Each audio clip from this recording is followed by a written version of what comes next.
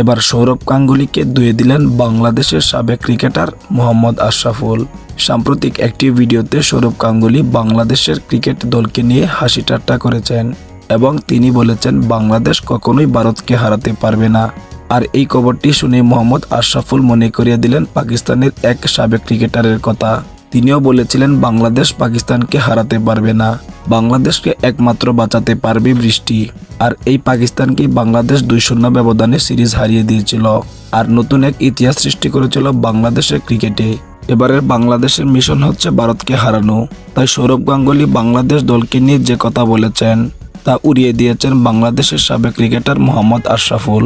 তিনি বলেছেন, হয়তো আপনারা ক্রিকেটে আমাদের থেকে অনেকটাই শক্তিশালী, কিন্তু এটা জেনে রাখুন বাংলাদেশ দল আগের চেয়ে অনেক শক্তিশালী হয়েছে, বিশেষ করে বাংলাদেশের পেস অ্যাটাক। যদি বাংলাদেশের ব্যাটিং লাইন আপ একটু সাপোর্ট দিতে পারে তাহলে হয়তো বাংলাদেশ পাকিস্তানের মতো ভারতকেও হারাতে পারবে।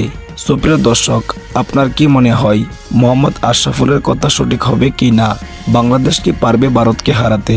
আপনি আমি সকলেই জানি ভারত আমাদের থেকে অনেক শক্তিশালী দল, তবে পাকিস্তানও কিন্তু কম ছিল না। এই পাকিস্তানকে যেহেতু বাংলাদেশ হারাতে পেরেছে তাহলে অবশ্যই ভারতকে হারানো সম্ভব।